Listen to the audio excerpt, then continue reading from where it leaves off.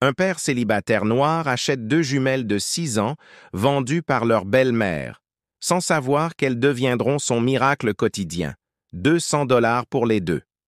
Elles savent cuisiner, faire le ménage et ne dérangent personne. Je les ai bien élevées. La voix de la femme résonnait dans la vieille grange transformée en salle de vente aux enchères improvisées, tandis qu'elle traînait deux fillettes de 6 ans au centre de la scène de fortune. Jamal Brooks, un homme noir de 35 ans aux épaules larges et aux mains calleuses de charpentier, restait dans l'ombre à l'arrière. Son fils Rowan, partiellement aveugle et sourd, lui tenait la main avec une confiance tranquille, inconscient de l'horreur qui se déroulait autour de lui. Jamal n'a pas dû être là. Il était seulement venu livrer un radiateur cassé pour le vendre à la ferraille. Maintenant, son estomac se retournait en regardant les gens mettre aux enchères des enfants comme s'ils étaient du bétail. Les jumelles ne bronchaient pas devant les cris. C'était le pire signe. Elles y étaient habituées. La plus grande se tenait debout, provocante malgré ses tremblements. L'autre s'accrochait à la manche de sa sœur, la lèvre inférieure tremblant comme une feuille dans le vent. 150. Elles travaillent. Elles connaissent la peur et elles ne pleurent plus. Ça vaut quelque chose. Le silence lourd qui suivit fut rompu par une voix que Jamal reconnut comme la sienne. 78,3 $. Toutes les têtes dans la grange se tournèrent vers lui. La femme sur l'estrade plissa les yeux. « C'est tout ce que j'ai. » Jamal s'avança en protégeant Rowan derrière lui. « Vous voulez qu'elles aillent chez quelqu'un qui ne pas, quelqu'un qui les nourrira et les laissera dormir à l'intérieur? C'est tout ce que je peux offrir. » Un silence épais et incrédule envahit la pièce. La belle-mère ricana. « 78 $ pour 2 bouches à nourrir? Je n'achète pas des bouches. » Jamal répondit d'une voix basse mais ferme. « Je leur offre un foyer. » Il s'avança et sortit son portefeuille en cuir usé. Les pièces cliquetèrent plus fort qu'elles n'auraient dû. « Je me charge du reste. » Une voix féminine douce mais autoritaire retentit depuis l'ombre derrière la foule. En haut du vieil escalier se tenait une femme vêtue d'un long manteau, le visage partiellement caché sous un chapeau à large bord. Sa main gantée tenait une enveloppe mince qu'elle tendit à l'homme qui menait la vente aux enchères. Personne ne la reconnut et personne n'osa lui demander qui elle était. Les yeux de la belle-mère brillaient d'avidité. Jamal regarda la mystérieuse femme, mais elle s'éloignait déjà, ses bottes claquant sur le plancher en bois de la grange. Il se tourna vers les jumelles. « Pouvez-vous marcher ?» Celle qui tenait sa sœur acquiesça. Jamal se pencha. « Je m'appelle Jamal. Voici Rowan. Vous êtes en sécurité maintenant. » Les filles ne répondirent pas. Mais la façon dont elles descendirent de l'estrade, les mains serrées l'une contre l'autre comme des bouées de sauvetage, était une réponse suffisante. Dans la camionnette rouillée, sous un ciel qui commençait à neiger, Jamal installa Rowan sur le siège avant et enveloppa les jumelles dans les 2 seuls manteaux supplémentaires qu'il avait. Aucune d'elles ne parlait, mais la plus jeune finit par s'endormir sur l'épaule de sa sœur. L'aînée regardait par la fenêtre comme si elle était encore prisonnière de l'estrade. « Comment vous appelez-vous » demanda-t-il doucement. L'aînée hésita. « Aurélia » murmura-t-elle. « Elle, c'est Lyra. »« De beaux prénoms, » dit Jamal. « Vous avez faim » Elles ne répondirent pas, mais leur silence était une réponse suffisante. La cabane où vivait Jamal ne comptait que 2 pièces, un poêle qui toussotait les matins froids et une cheminée qui ne contenait que des braises la plupart du temps. En entrant, il alluma la lumière et laissa les filles découvrir leur nouvel univers. Le salon était petit, usé, mais propre. Les livres de Rowan étaient soigneusement empilés sur la vieille table basse, étiquetée en braille. Jamal observa Aurélia scruter la pièce, ses yeux se posant sur chaque recoin, comme si elle de se défendre. « Vous pouvez dormir ici ce soir, » dit-il en montrant le canapé-lit. « Les couvertures sont propres. Je vais vous préparer quelque chose. De chaud !» Aurélia ne bougea pas. Ses doigts effleurèrent le bord du canapé comme si elle craignait de disparaître. Jamal s'accroupit à sa hauteur. Vous ne me devez rien, dit-il doucement. Vous êtes chez vous maintenant. Ça tout. Pour la première fois, quelque chose vacilla dans son regard. Pas de la confiance, mais peut-être le souvenir de ce que l'on ressent lorsqu'on se sent en sécurité. Si ces histoires de courage discret, d'amour inattendu et de miracles quotidiens vous touchent, pensez à vous inscrire pour recevoir d'autres sources d'inspiration authentiques.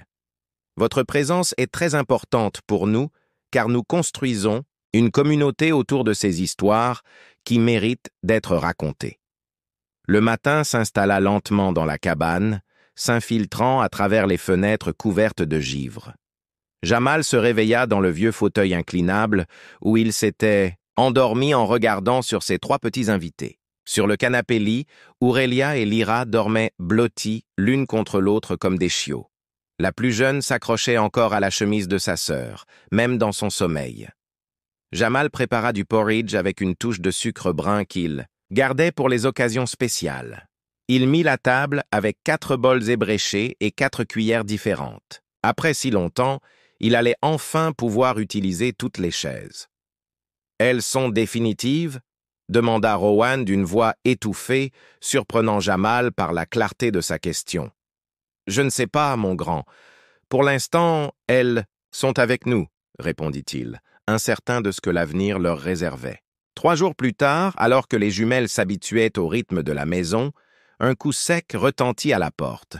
Jamal ouvrit et trouva Marianne Wells, l'assistante sociale du comté, l'air sévère, les cheveux tirés en un chignon serré. « Monsieur Brooks, nous avons reçu des informations selon lesquelles 2 enfants sans papier vivent ici, » annonça-t-elle en regardant derrière lui les filles blotties sur le canapé. « Il s'agit d'un cas de placement illégal. J'essaie de les aider, Madame Wells. La situation était compliquée. » Compliquée, ses yeux balayèrent la petite cabane, remarquant les fissures dans les murs, le poêle ancien, les rustines sur le toit. « Vous avez déjà des difficultés avec votre propre fils. Comment comptez-vous vous occuper de 2 enfants spéciaux de plus ?» Le mot « spéciaux » sortit comme un poison. Rowan, sentant la tension, tâtonna pour se rapprocher jusqu'à trouver la jambe de Jamal. « Vous avez 3 semaines pour mettre vos affaires en ordre, sinon les filles seront placées dans le système, » déclara-t-elle en lui tendant une pile de formulaires. « Et franchement, Monsieur Brooks, vos chances sont minces. Un homme seul, avec des revenus instables, vivant dans ces conditions. » Le salut arriva le lendemain matin sous la forme de Madame Eleanor Johnson, une bibliothécaire à la retraite, que Jamal avait rencontrée lorsqu'il avait réorganisé les étagères de la bibliothèque municipale. Elle se présenta à l'improviste, portant un panier de provisions et arborant un sourire déterminé qui contrastait avec ses cheveux gris et sa posture délicate. « J'ai entendu parler de ce qui s'est passé dans la grange, » dit-elle après être entrée, et que Marianne Wells a déjà commencé son cirque bureaucratique. Jamal cligna des yeux, surpris. « J'ai mes sources, » répondit Eleanor en retirant son manteau.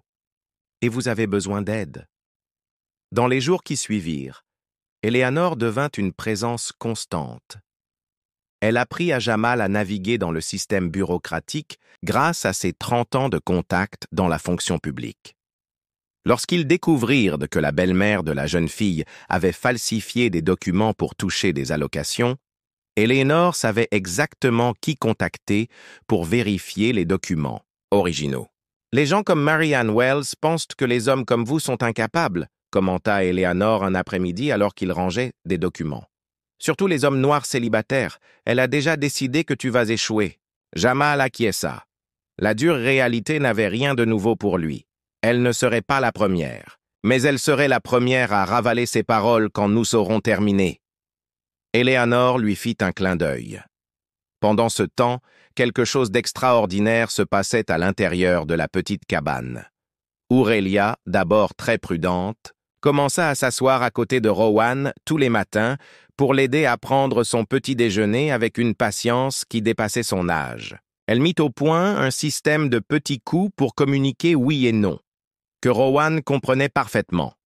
Lyra, quant à elle, se révéla étonnamment adaptable, toujours prête à aider Jamal dans les tâches ménagères simples. Un matin, glacial, il la trouva sous le porche en train d'essayer de couper du bois avec une hache 2 fois plus grande qu'elle. « Hé, c'est dangereux !» dit-il en se précipitant pour l'attraper. « Mais tu as besoin d'aide !» répondit-elle simplement, comme s'il était évident qu'elle devait rendre tout ce qu'elle avait reçu. Le soir, quand il pensait que tout le monde était endormi, Jamal s'entraînait pour son audience de garde. Eleanor avait réussi à faire avancer la procédure en arguant qu'une résolution rapide serait dans l'intérêt de l'État. Mais cela signifiait que Jamal n'avait que 2 semaines pour se préparer. « Je m'appelle Jamal Brooks, je suis menuisier et père célibataire », répéta-t-il devant le miroir fissuré de la salle de bain, essayant de paraître plus confiant qu'il ne l'était. Ce que Jamal ne savait pas, c'est qu'Aurélia l'observait en silence depuis la porte entr'ouverte, absorbant chaque mot, chaque geste nerveux, chaque moment de doute qu'il essayait de cacher. Le lendemain matin, elle le surprit en train de s'entraîner sur ses propres mains à reproduire les gestes qu'il avait utilisés avec Rowan. « Un toucher pour oui, expliqua-t-elle sérieusement. 2 pour non, 3 pour je ne sais pas. » Jamal cligna des yeux, perplexe.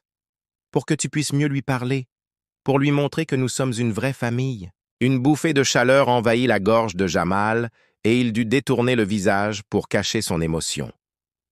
La veille de l'audience, Marianne Wells fit une visite surprise. Jamal était au travail, en train de réparer une échelle au marché local, et Eleanor avait emmené Rowan chez le médecin pour son contrôle régulier. Les jumeaux étaient seuls lorsque l'assistante sociale frappa à la porte. « Où est Monsieur Brooks ?» demanda-t-elle en entrant sans y être invitée et en jetant un regard désapprobateur autour d'elle. « Il travaille », répondit Lyra en levant le menton. « Il sera de retour à 17 heures. »« Et il vous a laissé seul, les filles ?» Marianne sourit comme si elle avait trouvé de l'or. Intéressant. Elle regarda autour d'elle, prenant méticuleusement des notes. Elle ouvrit le réfrigérateur, inspecta les placards, mesura la température de la chambre. Aurélia resta immobile, observant chacun de ses gestes avec attention. Lorsque la porte claqua derrière l'assistante sociale, Lyra fondit en larmes. « Nous sommes perdus. » Mais Aurélia décrocha le vieux téléphone accroché au mur. « Non, nous ne le sommes pas, » dit-elle calmement, en composant le numéro qu'elle avait mémorisé quelques semaines plus tôt. « Nous avons un plan. » Ce soir-là, lorsque Jamal rentra et apprit la visite, son cœur se serra. Demain, il devrait comparaître devant le tribunal avec cette nouvelle accusation de négligence qui pesait sur lui. Il s'assit sous le porche, la tête entre les mains, presque prêt à céder au désespoir. C'est alors qu'il remarqua le camion familier qui s'arrêtait devant la maison. Eleanor en descendit avec une jeune femme noire en tenue officielle qui portait une mallette. « Jamal, voici le docteur Maya Collins. » Eleanor la présenta. « Ma nièce, pédiatre spécialisée dans les traumatismes infantiles, est notre arme secrète, pour demain. » La docteure lui serra fermement la main. « J'ai beaucoup entendu parler de vous, Monsieur Brooks, et de ces filles extraordinaires. » Son sourire était chaleureux mais déterminé. « Madame Wells ne sait pas ce qui l'attend. » Jamal regarda les 3 femmes devant lui. Eleanor, avec son expérience avisée, Maya, avec ses connaissances spécialisées, et Aurélia, petite mais déterminée, à côté d'elle, tenant la main de sa sœur. À cet instant, il comprit qu'il ne se battait plus seul. En regardant cette équipe improbable réunie sous son porche usé, quelque chose changea en lui. Ce n'était pas seulement de la détermination, c'était la certitude absolue que certaines batailles, même les plus improbables, étaient destinées à être gagnées et que celle-ci en ferait partie. La salle d'audience semblait engloutir Jamal avec son haut plafond et ses murs ornés. Assis entre Eleanor et Maya, il gardait le dos droit malgré son cœur qui battait à tout rompre. Les enfants attendèrent dehors avec une assistante commise d'office. Marianne Wells entra d'un pas assuré, portant un épais dossier dont Jamal savait qu'il contenait l'arsenal contre lui. Elle sourit au juge Monroe avant de prendre place. « L'audience pour déterminer la garde d'Aurélia et Lyra Winters est ouverte. » Oh, annonça le juge. « Je comprends qu'il y ait des circonstances inhabituelles. Avec tout le respect que je vous dois, votre honneur, intervint Marianne. Les circonstances sont claires. Monsieur Brooks a acquis 2 mineurs sans papier. En clair, il a acheté des enfants. Un murmure parcourut l'audience. Maya serra l'épaule de Jamal pour lui signifier de rester calme. Monsieur Brooks est intervenu dans une vente aux enchères illégale, corrigea Eleanor, en utilisant ses maigres ressources pour les sauver d'une situation de maltraitance. Le juge fronça les sourcils. Pourquoi n'avez-vous pas contacté les autorités immédiatement?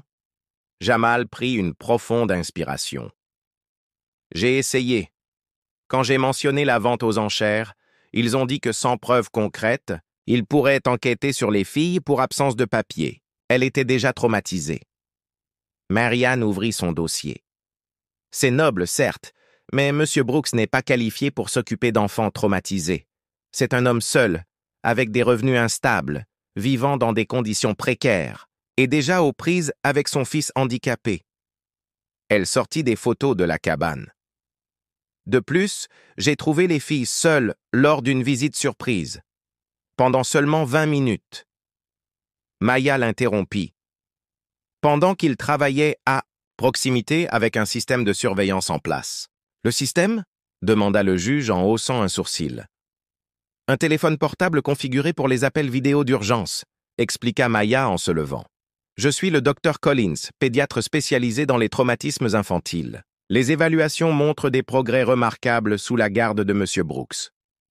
Maya tendit un rapport détaillé. En seulement 3 semaines, tous. 2 ont montré une réduction de leur comportement traumatique. Aurelia a développé un système de communication pour Rowan, le fils de M. Brooks. La porte arrière s'ouvrit silencieusement. Une femme élégante en tailleur gris se glissa dans un siège au dernier rang, le même où elle était assise lors de la vente aux enchères. « Monsieur Brooks, » continua le juge, « je comprends votre intention, mais je dois tenir compte du bien-être à long terme. » Maya fit signe et un assistant entra avec du matériel de projection. « Je voudrais présenter des preuves audiovisuelles. » Les lumières s'éteignirent, révélant Aurelia apprenant à Rowan à lire avec ses doigts et Lyra aidant Jamal dans la cuisine. « Des enregistrements réalisés par les filles elles-mêmes, » expliqua Maya. « Sous ma supervision, elles ont documenté leur adaptation. » L'écran montrait Aurelia. « Avant, nous devions rester silencieux.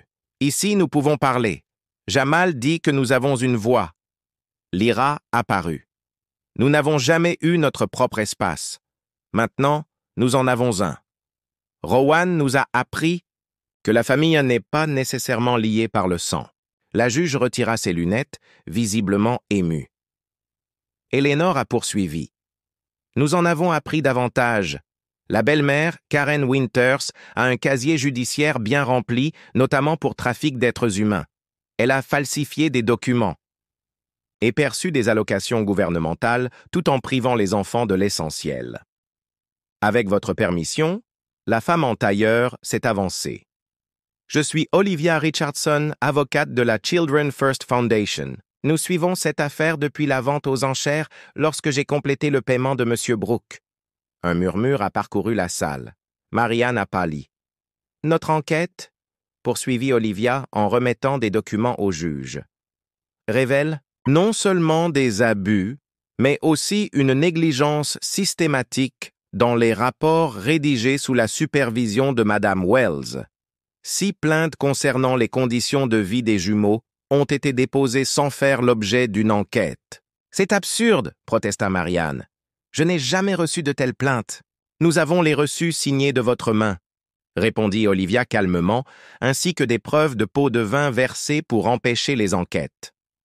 La juge frappa 3 fois avec son marteau. « Madame Wells, ce sont des accusations graves. Les agents, escortez-la jusqu'à l'arrivée des représentants du bureau du procureur. » Se tournant vers Jamal, elle dit « Monsieur Brooks, votre situation est modeste, mais votre intégrité est évidente. J'accorde la garde temporaire des mineurs au Dr Collins. » Jamal se couvrit le visage, les larmes coulant entre ses doigts. Dans le couloir, Rowan sentit les vibrations des pas de son père. Lorsque Jamal s'agenouilla pour serrer les 3 enfants dans ses bras, Aurelia fut la première à demander « On peut rentrer à la maison maintenant ?»« Oui, » répondit-il d'une voix brisée.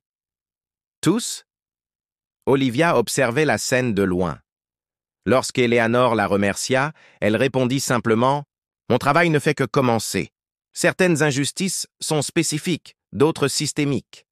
Cette affaire a mis en évidence les deux. » Alors que la famille s'éloignait, Jamal remarqua que des journalistes se rassemblaient.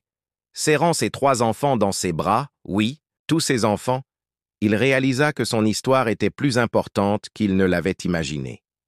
Cette salle d'audience n'était que le premier champ de bataille d'une guerre contre un système qui échoue souvent à protéger ceux qui en ont le plus besoin.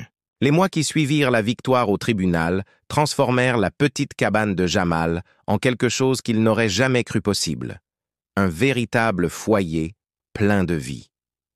Les murs, autrefois silencieux, résonnaient désormais de rires, de discussions animées et de la joyeuse cacophonie de 3 enfants découvrant leur place dans le monde. Un dimanche matin ensoleillé, alors qu'il préparait des crêpes dans la cuisine, Jamal regardait ses enfants par la fenêtre. Rowan, désormais plus confiant, participait à un jeu de charade élaboré inventé par Lyra, répondant grâce au système de tapotement qu'Aurélia avait perfectionné. Son fils, autrefois si isolé, s'épanouissait en compagnie des sœurs que l'univers lui avait envoyées. « On dirait que tu as gagné plus qu'une bataille judiciaire », remarqua Eleanor en apportant des légumes frais de son jardin. « Tu as gagné toute une famille. » La fondation Children First, dirigée par Olivia, avait tenu sa promesse. Le scandale autour de Marianne Wells avait révélé un réseau de négligence et de corruption qui s'étendait à l'ensemble des services sociaux du comté.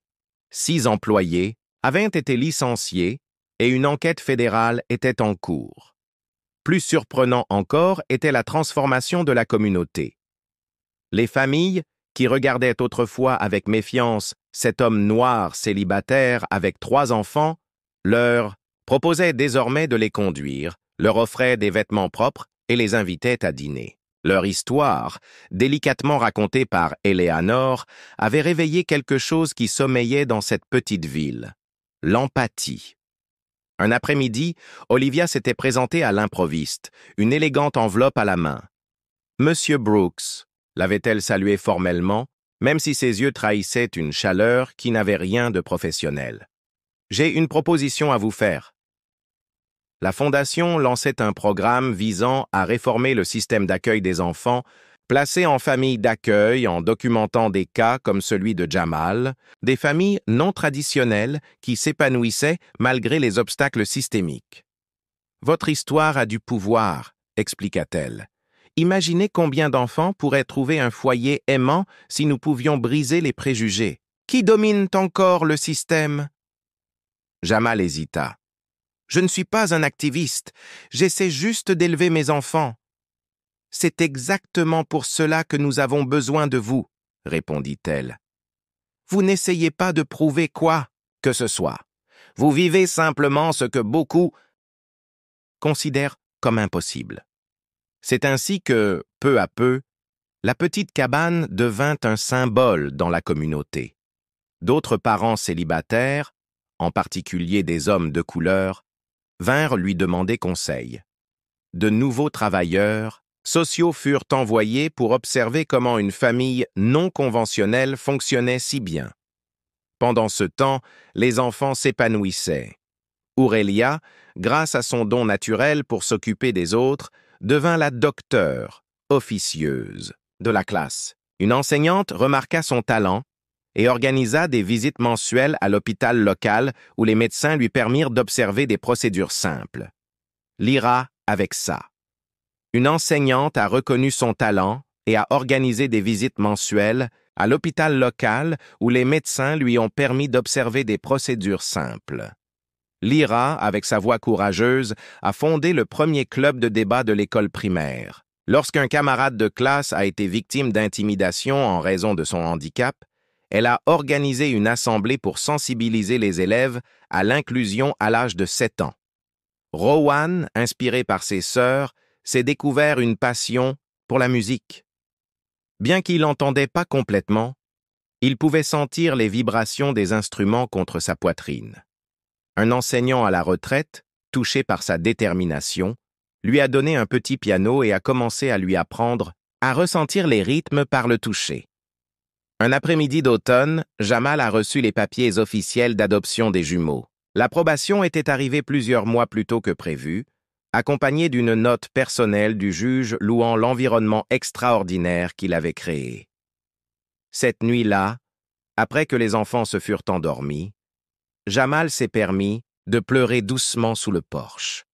Ses larmes étaient différentes de celles qu'il avait versées depuis la mort de sa femme. Ce n'étaient pas des larmes de douleur, mais de gratitude. Olivia le trouva là, sans sa mallette ni ses vêtements de cérémonie. Elle portait un simple jean et tenait 2 tasses de chocolat chaud. « Les nuits importantes méritent d'être partagées, » dit-elle doucement. « Pourquoi moi ?» demanda enfin Jamal. « Pourquoi étiez-vous à cette vente aux enchères? Comment avez-vous su où trouver ces filles? » « J'avais 7 ans quand j'ai été vendue pour la première fois, » commença-t-elle, les yeux fixés sur l'obscurité. « Personne n'est venu me sauver.